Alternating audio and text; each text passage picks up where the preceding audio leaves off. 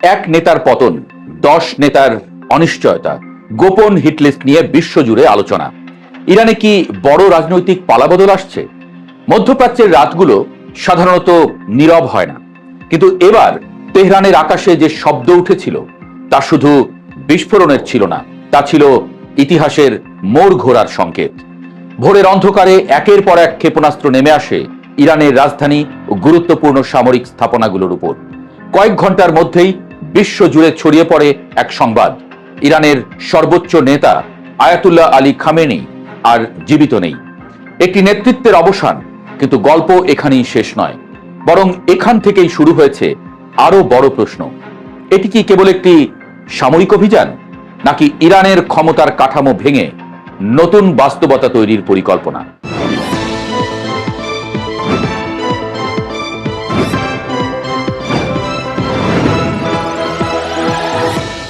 এবারের অপারেশনের লক্ষ্য শুধু একজন নয়, ইসরায়েল ও মার্কিন বাহিনীর যৌথ অভিযানের নাম অপারেশন লায়ন্স বোর্ড এবং অপারেশন এপিক ফিউরি।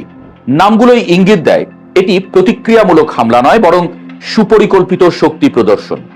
বিশ্লেষকদের মতে এই অভিযানের উদ্দেশ্য ছিল ডিসিশন মেকিং চেইন বা সিদ্ধান্ত গ্রহণের কেন্দ্র ভেঙে দেওয়া, অর্থাৎ শুধু একজন নেতাকে সরানো নয়, রাষ্ট্রের মনোবল, সামরিক সমন্বয় এবং রাজনৈতিক ধারাবাহিকতা একসঙ্গে নাড়িয়ে দেওয়া। ইসরায়েলি সংবাদ মাধ্যমগুলোর দাবি, ইরানের ক্ষমতার ভারসাম্য যেসব ব্যক্তির হাতে ঘুরপাক খায় তাদের নিয়ে আগেই তৈরি হয়েছিল একটি বিশেষ তালিকা। সেই তালিকায় অন্তত 10 জন শীর্ষ নেতা। প্রথম ধাক্কায় কয়েকজন ইতোমধ্যেই দৃশ্যপট থেকে সরে গেছেন বলে দাবি করা হচ্ছে।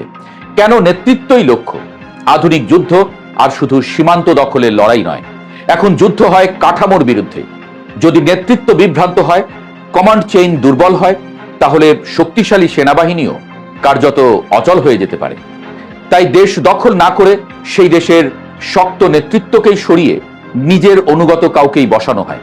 এই কৌশল আগে দেখা গেছে ইরাকে, লিবিয়া, এমনকি সিরিয়ার সংঘাতেও, যেখানে রাষ্ট্রের মাথা নয় মস্তিষ্ককে লক্ষ্য করা হয়েছিল।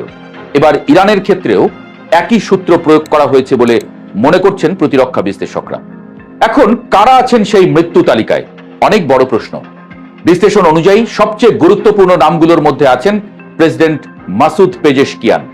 সাম্প্রতিক নির্বাচনে ক্ষমতায় আসা এই নেতা আন্তর্জাতিক সম্পর্ক এবং সামরিক আধুনিকীকরণ দুই ক্ষেত্রেই প্রভাবশালী হয়ে উঠেছিলেন। তার কার্যালয় ও বাসভবন লক্ষ্য করে হামলা চালানো হলেও তিনি অল্পের জন্য নিরাপদে সরে যেতে সক্ষম হন। বর্তমানে তাকে গোপন স্থানে রাখা হয়েছে বলে ধারণা করা হয়। পরবর্তী গুরুত্বপূর্ণ ব্যক্তি পার্লামেন্টের স্পিকার মোহাম্মদ বাঘের কালিবাব।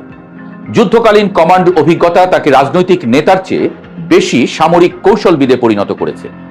বিদেশ নীতির মস্তিষ্ক হিসেবে পরিচিত আলী লারিজানিও তালিকার গুরুত্বপূর্ণ অংশ বলে আলোচনা চলছে। সংকটকালে রাষ্ট্র পরিচালনার অভিজ্ঞতা তাকে সম্ভাব্য ক্ষমতার কেন্দ্র বানিয়েছে। আর সবচেয়ে রহস্যময় নাম মুস্তফা খামেনি। প্রকাশ্যে কম দেখা গেলেও ধারণা করা হয় নিরাপত্তা কাঠামোর উপরে তার অদৃশ্য প্রভাব রয়েছে। অনেক কট্টরপন্থী তাকে ভবিষ্যৎ নেতৃত্বের সম্ভাব্য মুখ হিসেবে দেখছেন। এছাড়া আব্বাস আরাঘচি, সাদেক লারিজানি এবং আইআরজিসির কয়েকজন শীর্ষ কমান্ডারকেও নজরদারির কেন্দ্রবিন্দুতে রাখা হয়েছে বলে বিভিন্ন আন্তর্জাতিক প্রতিবেদনে দাবি উঠেছে। ইসলামিক রেভলিউশনারি গার্ড কোর, সংক্ষেপে আইআরজিসি, ইরানের প্রকৃত শক্তি কেন্দ্র। এটি শুধু সেনাবাহিনী নয়, বরং অর্থনীতি, গোয়েন্দা কার্যক্রম, আঞ্চলিক প্রক্সি নেটওয়ার্ক সবকিছুর সঙ্গে জড়িত। ফলে এই বাহিনীর নেতৃত্ব দুর্বল হলে পুরো রাষ্ট্র কাঠামো নড়বড়ে হয়ে যেতে পারে। এই কারণেই সামরিক কমান্ডারদের উপরে বিশেষ নজর দেওয়া হয়েছে বলে ধারণা। খামেনির অনুপস্থিতিতে ইরানে সাময়িক নেতৃত্ব কাঠামো গঠন করা হয়েছে। প্রেসিডেন্ট, বিচার বিভাগের প্রধান এবং অভিভাবক কাউন্সিলের প্রতিনিধি, এই 3 সদস্যের একটি অন্তর্বর্তী ব্যবস্থা দেশ পরিচালনা করছে। কিন্তু আন্তর্জাতিক মহলে আরেকটি প্রশ্ন ঘুরছে, ইরান কি আবার রাজতন্ত্রে ফিরতে পারে? ইতোমধ্যে নির্বাসিত যুবরাজ রেজা পাহলভির নাম আলোচনায় এসেছে। তিনি ইতোমধ্যেই নতুন সংবিধান এবং গণভোটের প্রতিশ্রুতি দিয়েছেন। ক্ষমতায় বসার জন্য লিয়াজও করছেন তিনি। তবে বিশ্লেষকরা বলছেন 1979 সালের ইসলামী বিপ্লবের পর তৈরি রাজনৈতিক কাঠামো এত সহজে ভেঙে পড়ার সম্ভাবনা কম। আচ্ছা, ইরানে কেন হামলা? ইরান কেন পশ্চিমাদের মাথা ব্যথার কারণ? অনেকে মনে করছেন এটি শুধু প্রতিশোধ নয়, বরং মধ্যপ্রাচ্যের ক্ষমতার মানচিত্র পুনর্গঠনের প্রচেষ্টা। ইরান দীর্ঘদিন ধরে হামাস, হিজবুল্লাহ ও হুথি গোষ্ঠীর মাধ্যমে আঞ্চলিক প্রভাব বিস্তার করেছে। এই নেটওয়ার্ক দুর্বল করা গেলে পুরো অঞ্চলের শক্তির ভারসাম্য বদলে যেতে পারে।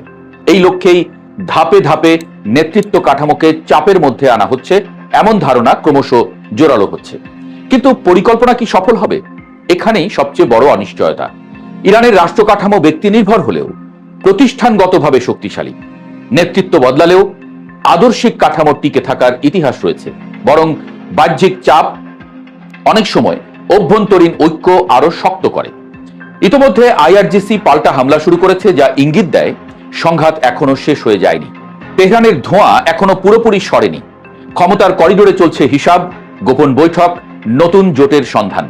একজন নেতার অধ্যায় শেষ হয়েছে, কিন্তু তার জায়গায় কে আসবে সেটি এখন বিশ্বের সবচেয়ে গুরুত্বপূর্ণ রাজনৈতিক প্রশ্নগুলোর একটি। কারণ এই সংঘাত শুধু ইরানের নয়, এটি শক্তির ভাষা, প্রভাবের প্রতিযোগিতা এবং ভবিষ্যৎ বিশ্ব ব্যবস্থার নতুন অধ্যায়ের সূচনা।